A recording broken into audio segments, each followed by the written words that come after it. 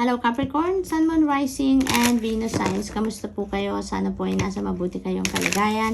Welcome back po sa Star Tarot. And kung bago po kayo dito, welcome na welcome din kayo. Thank you po sa inyong suporta. I truly appreciate it and God bless you all. Tignan po natin ang mga messages ninyo for today, October 5. Capricorn. Wow, Capricorn, sudden wealth. Whew. Napakaganda. Grabe. So, sudden wealth, may bigla-biglang parating na pera, bonggang-bonggang kaperahan ito. This is money na hindi ninyo pagsisikapan, pagtatrabaho ang Capricorn. Hindi ito galing sa negosyo ninyo, hindi ito galing sa trabaho ninyo, hindi ito galing sa tiyatsagaan ninyong pagtrabahuan, hindi, no? This is a windfall. This is a gift sa inyo, no, ng divine universe. This is a money na talagang biglang dadating na lang sa inyo. Meron na lang maghahatid sa inyo ng pera, meron na lang, no? This could be a win, no? This could be a win. Maaaring may magregalo din sa inyo ng pera, yung ganon, may inheritance na bigla na lang ibibigay sa inyo. So mga ganong sitwasyon ang panggagalingan ng perang ito. It could come from different sources as well, Capricorn. Hindi lang sa isang panggagalingan lang, sa isang source, no? Maaring this can come from different sources, kaya bonggang-bonggang amount of money ito na maaring dumating sa inyo, no? This is wealth talaga, wealth. So what else? Coffin. Ayan, so the coffin is endings and beginnings energy, no? May new beginning energy dito. Maaring ang sitwasyon ninyo dito, tinapos nyo na to tapos na to kasi sarado na yung coffin, no? Maaring this is kaperahan, no? Maaring paghihirap ito sa pera, maaring lack of money ito, maaring poverty ito in terms of your kaperahan na matatapos na or tapos na dahil dito sa sudden wealth. Kasi maaring ang iba sa inyo dito, Capricorn, nagsimula ng mag-receive ng pera, nag-receive ng windfall. Maaring may mga ganong sitwasyon ng iba sa inyo. Kaya kung ang paghihirap na to sa kaperahan ninyo, masosolve na yan, no?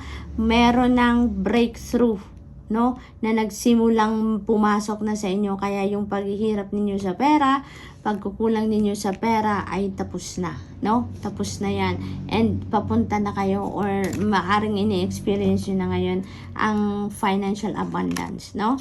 Courtship. Ayan, so maaari din, no, dahil katabi din niya si Coffin, maaari din na meron nanliligaw sa inyo or meron kayong kaligawan at yung stage ng relasyon ninyo na yan is maaring tapos na, maaring tinapos nyo na, maaring you put an end to that na din, no? Kasi maaring hindi nag-work, hindi nag-progress, hindi kayo nagkaintindihan, so maaring tinapos mo na din. Might as well, diba? Sayang ng oras. So, we have pathway. Oh, wow. Papunta talaga kayo dito. Ang iba sa inyo, Capricorn, papunta kayo sa sudden wealth, no? Maaring ito yung pangarap ninyo, manalo kayo sa lottery. Maaring yun ang pinapangarap ninyo. Maaring yun ang win-work on ninyo. Maaring, alam mo yung pinagdadasal ninyo, minamanifest ninyo, yung ganon. And maybe now talaga yun ang pupuntahan na ninyo. Papunta na kayo dyan sa panalo ninyo. Papunta na kayo doon sa sudden wealth, no? Kung saan man tumanggagaling na pera na yan, maaaring papunta na kayo. You are on the road to that, no? For some of you, Capricorn. Kasi na-pick up ko talaga dito, ang iba nagsimula na. Nagsimula na mag-receive ng windfall, no? But ang iba sa inyo, maaaring papunta pa lang kayo doon. You're about to receive, no, a big amount of money pa lang. So what else? We have thief. Mag-ingat kayo ha, Capricorn, kasi maaaring meron ditong nagbabantay sa inyo na makapangbudol. Diyos ko po, yung mga tao talaga, no?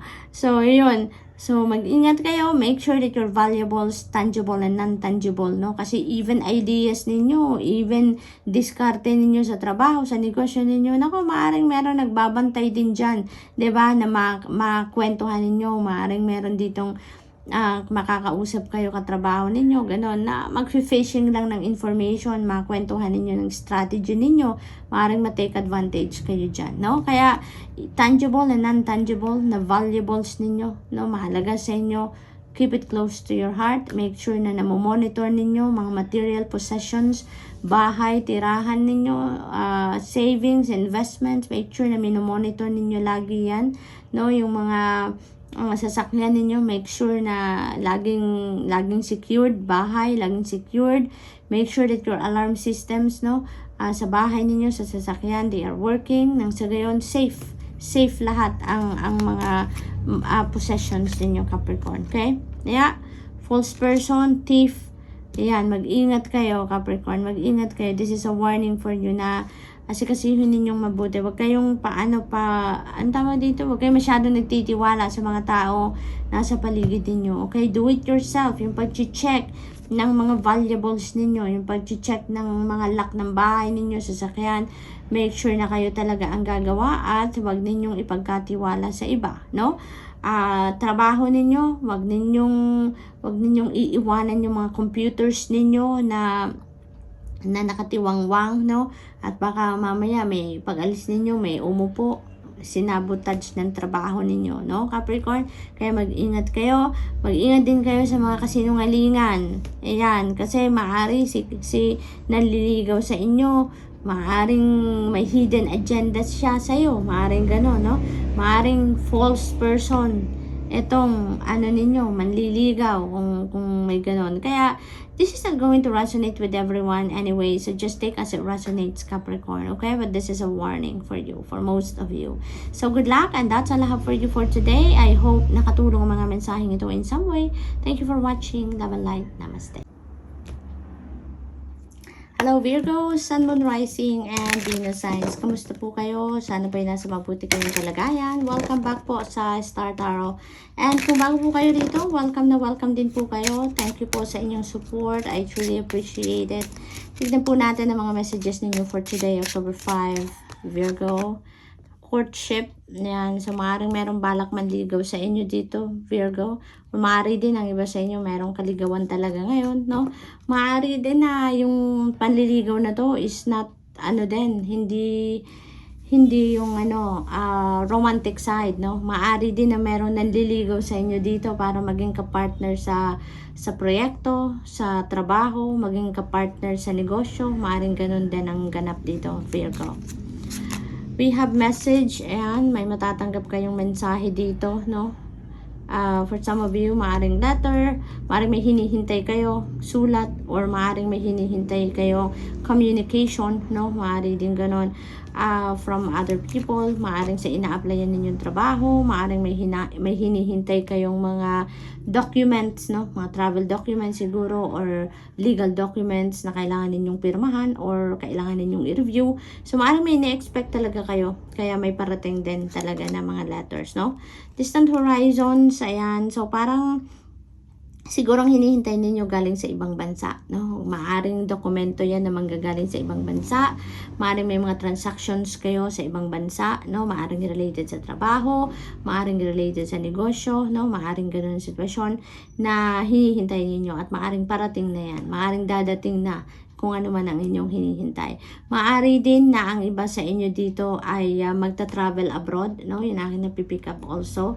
Maaring may travel abroad dito, maaring travel plans yan, or maaring papunta na talaga kayo, no? So maaring merong job opportunity dito, no, na pupuntahan kayo. Maaring nakakuha kayo dito ng job offer overseas, at talaga namang maaring lilipad na kayo, malapit na kayong pumunta, no? Maaring iba din sa inyo seafarer, no? Maaring lilipad na kayo papuntang ibang bansa para doon kayo sasakay, no, ng barko. Maaring ganun din ang sitwasyon dito. So good luck, Virgo, good luck.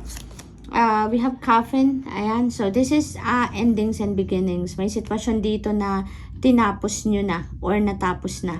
Kasi nakasara na ang coffin. So, ibig sabihin, it's done, no? So, maari din dahil nasa tapat niya ang courtship, maaring ang tinapos nyo dito ay relationship, no? Maaring romantic relationship din ito na nagtapos na, or maaring tinapos mo na yung pakikipagligawan ninyo. Kung meron man naliligaw, maaring hindi pumasa sa criteria ninyo, or hindi hindi kayo nagkaintindihan, no? Maaring may hindi kayo nagustuhan sa kanya, na-discover na ninyo, kaya maaring tinapos na, binasted na, no, Virgo? So, maaring ganun din ang sitwasyon. Or that could be also a relationship na maaring tinapos nyo na, okay? What else? We have message of concern. And may message of concern. There is something dito na balita siguro na maaring matanggap ninyo na hindi ninyo ito ikakatuwa, no? There is a concern dito, concerning para sa inyo ang balitang ito. That could be in any area of life na related ang sulat na to, no? So, iba't iba tayo ng sitwasyon. Kaya maaring about yan sa mga kapamilya, maaring about sa trabaho, about, you know, it could be anything. So, what else? We have privileged lady. Ayan. So, si privileged lady naman, you know what? This is about prosperity and abundance, no? This is about luxury din na ma-experience ninyo, no? Maaring kung ano man ang sitwasyon dito sa distant horizons na yan, maaring yung opportunity na yan, kasi parang may trabaho ito overseas no? Napupuntahan ng iba sa inyo, Virgo. You know what? Kung ano man ang sitwasyon na yan napupuntahan ninyo, it feels like to me that is going to bring you prosperity and abundance and financial success, no? So, maaring siswertehin kayo dito sa travel ninyo. Maaring siswertehin talaga kayo dito sa trabaho makukuha ninyo sa ibang bansa, no? And that is going to allow you talaga na mamuhay kayo in with financial comfort, no? So, maaring ito talaga yung maghahatid sa inyo ng magandang sitwasyon pang kaperahan, makakaluwag-luwag, makakatulong talaga yan sa inyo na makaluwag-luwag kayo, no, Virgo? So, yun ang akin napipick up dyan. Dito naman sa message of concern, katabi niya si privileged lady. Maaari din na may mga worries kayo about pang kaperahan, no? Ang iba sa inyo, maaring may mga worry kayo about money matters, maaring may sort of lack of money kayo na nararamdaman or nararanasan recently. You know, so maaring ganun ang sitwasyon. But you know what? Si privileged lady, you know, yung energy niya is about abundance. So kung ano man ang pagkukulang dito sa inyong pera, it feels like to me, Virgo, there is going to be some breakthrough na dadating sa inyo para mabago ang inyong sitwasyon. Kung ang concern ninyo dito is about pera, maaring masolve ang problema ninyo with the coming of privileged lady energy. Kasi time of bounty ito. Time of bounty, time of plenty. So material things nandyan. Pera. Maaring may dumating talaga na pera sa inyo. Kaya kung ano man ang pinoproblema ninyo dito na pangkaperahan, maaring may mga utang kayong babayaran, may mga financial obligations na kailangan kayong attendan. You know what? Just keep your hope and faith alive. No? Just hope for the best possible scenario dito na talagang may breakthrough na dadating sa inyo dito at ma-solve ang problema ninyo dito, no, sa pera. So, good luck to that, Virgo, and that's all I have for you for today. I hope nakatulong ang mga mensaheng ito in some way. Thank you for watching. Love and light. Namaste. Hello, Taurus, Sun, Moon, Rising, and Venus signs. Kamusta po kayo? Sana po ay nasa mabuti kayong kalagayan. Welcome back po sa Star Tarot. Kung bago po kayo rito, welcome na welcome din kayo, and thank you po sa inyong support. I truly appreciate it. God bless you all. Tingnan po natin ang mga messages ninyo for today, October 5. Taurus, wow, Taurus, great fortune ang parating sa inyo. Napakalaking swerte. Sobrang bonggang swerte itong parating sa inyo. Tingnan ninyo. Bumubuhos from the gold vessel na to, bumubuhos ang golden, no? 4-leaf clover. So talagang sobrang swerte, prosperity, abundance, financial abundance dito ang parating sa inyo, no? May mga alahas pa, may mga gold coins pa. So bonggang-bongga, 'di ba, Taurus? So swerte ninyo sa pera sa ngayon, no? Pag paano niya i-attract niyo na to, no? I-manifest niyo na to, i-attract niyo na to sa buhay ninyo nang ma-solve na ang lahat ng kakulangan sa pera, kung pera ang kulang sa buhay ninyo, no? Maaari din na hindi lang ito pangkaperahan na swerte, na bonggang-bonggang swerte ang parating sa inyo. It could be also in your relationships, no? Pagkakaibigan, relationship ninyo sa person, love and romantic relationship, maaaring swerte din kayo dyan, manliligaw, pamilya, you know, that could be swerte sa lahat ng parte ng buhay ninyo, Taurus, okay?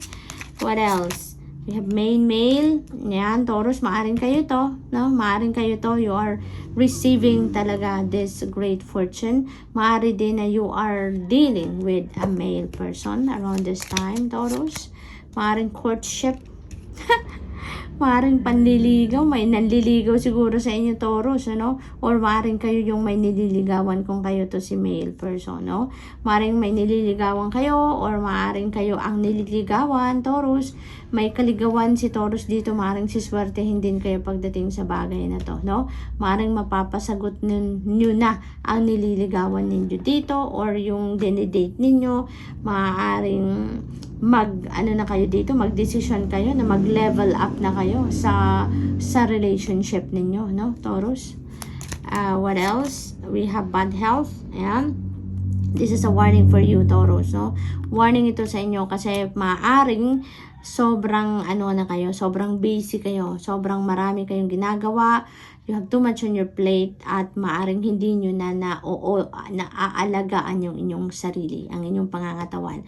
Maaring sobrang kayo ngayon, marami kayong iniisip, marami kayong ginagawa at the same time, kaya na-overlook nyo na yung inyong health, no? So, this is a warning for you. Maaaring iba sa inyo ngayon nakakaramdam ng mga pananakit ng katawan. Maaaring may mga sipon, may ubo, may mga ganon. So, mag-iingat kayo na alagaan ninyo ang inyong sarili. Kasi, sa pagdating ng great fortune na yan, siguradong mas mabibisi kayo. Mas marami kayong iisipin, mas marami kayong didiskartehin, mas marami kayong gagawin. Kaya dapat handa kayo physically, no? Na sa pag-receive ng great fortune na yan, dahil madadagdagan lalo ang inyong iisipin at gagawin. Kaya ngayon pa lang, paghandaan nyo na, asikasuhin nyo ng iyong sarili, focus on your health, on your well-being, no? Magpagamot kung kailangan magpagamot, mag-inom ng vitamins, no? Lagi nang sa gayon maalagaan ninyo ang sarili na lagi kayong nasa top of your health, no? Kung may mga nararamdaman na kayong konting sakit-sakit, panawagan na yan sa sarili ninyo, no? Sa katawan ninyo. Nananawagan ang inyong mga katawan na kailangan nyo din ng pahinga, kailangan ninyo ng rest, kailangan ninyong mag-rejuvenate at mag-recuperate, mag-recharge, Taurus, no? Pag may mga nararamdaman tayong sa pananakit sa katawan, that is a heads up sa atin, ang katawan natin, our body, no? Is calling our attention na alagaan na natin ang sarili natin. Kaya, alagaan nyo na ang inyong sarili, okay? Focus on your well-being. Put your health, no, on top of your priority. Kasi, paano nyo naman magagawa ang lahat ng balak ninyo sa buhay, lahat ng plano ninyo sa buhay, yung mga naiisip ninyong gawin, kung masama ang inyong pakiramdam, kung hindi kayo maganda ang pakiramdam, 'di ba? Kaya dapat lang na balanse ang lahat, okay? Lahat bibigyan ng oras, no? Lahat ng bagay sa buhay ay dapat may karampatang atensyon at oras na binibigay kayo. So, ngayon, yung health ninyo, priority ninyo muna, okay? Always put your health on top of your priority, your well-being on top of your priority. Nang sa gayon, pag healthy kayo, magandang pakiramdam ninyo, kahit sandamukal pa ang maisip ninyong gagawin ninyo, kayang-kaya ninyong gawin yan. Kayang-kaya ninyong ma-perform ang lahat ng kailangan ninyong gawin. Basta you're on top of your health. Okay? Kaya kayo ngayon, alagaan ninyo ang inyong sarili. Nakakaloka. Tingnan mo, great fortune, sudden wealth. Hala, Taurus, ang daming parating na pera sa inyo, ang daming parating na swerte sa inyo, ang laki-laki ng swerteng dadating sa inyo. Kaya, alagaan ninyo ang sarili. Paano ninyo mai-enjoy sa great fortune at si sudden wealth? Kung, ayan, nakahiga kayo, 'di ba? Dahil may sakit, masama pakiramdam, masakit ulo, masakit balakang, masakit balikat. 'Di ba, Taurus? Kaya, ay nako, Taurus, take care of your health. Okay? This is a calling for you, no? Nananawagan itong card na to sa inyo ngayon. Yung katawan ninyo, kasi maaaring may nararamdaman na talaga kayong discomfort sa katawan. Nananawagan na magpagaling na kayo, gamutin na ninyo ang mga pananakit ng katawan ninyo. Kumain ng maayos, matulog ng maayos. Nang sa gayon, you will be physically, mentally, emotionally, and spiritually fit and ready para sa pag-receive ng sudden wealth na to at great fortune nang ma-enjoy nyo naman siya. 'Di ba? Paano kayo mag-i-enjoy ng fortune ninyo? Paano kayo mag-i-enjoy ng financial abundance ninyo kung may sakit kayo, kung hindi magandang pakiramdam ninyo? Kaya ayan, maraming perang parating. This is windfall, this is gift. No, hindi ito bunga ng paghihirap ninyo, ha. Hindi ito fruit of your labor. Hindi ito bunga ng inyong pagsisikap. Hindi ito galing sa negosyo, hindi ito galing sa trabaho, you know. This is a gift for you from the divine, no. This is wealth coming in na talagang bonus kumbaga sa inyo ng divine universe. This is a gift for you from the divine. Maaring winning yan, maaring gift yan, inheritance, no? It could come from different sources, but definitely hindi yun manggagaling sa inyong pinagsikapan. Okay? So, yun, very beautiful. Main, and main, female. Ayan. So, maaari talaga, no? Na meron kayong karelasyon dito, maaring may naniligaw, meron kayong dinidate dito, no? So, ayan. So, maaaring kayo ito. Yung nililigawan ninyo, yung nandidigaw sa inyo, yung ganon, no? Nasa reading ninyo. So, maaaring maganda ang sitwasyon din, no? Dahil mayroon tayong great fortune, maaaring maganda ang sitwasyon ng ligawan dito ng iba sa inyo, Taurus. This is not going to resonate with everyone, of course. So, just take as it resonates, no? But parang in terms of your courtship situation dito, parang maganda ang patutunguhan ng sitwasyon na yan for you. Kung ano naman, sa ibang scenario naman, yung presence naman ni male or female dito, maaring this is asking for balance talaga sa buhay ninyo, Taurus, no? May dito, may panawagan sa inyo na balansehin ninyo ang inyong buhay, balansehin ang mga nangyayari sa buhay ninyo, yung mga activities ninyo, time management nyo, pag-aralan ninyong mabuti, na ma-manage ninyo ng tama ang oras ninyo, na sa gayon, walang parte ng buhay ninyo na nanineglect dito. Lalo-lalo na ang inyong pangangatawan, ang inyong health, no, Taurus? So, good luck! And that's all I have for you for today. I hope nakatulong ang mga mensaheng ito in some way. Thank you for watching. Love and light. Namaste.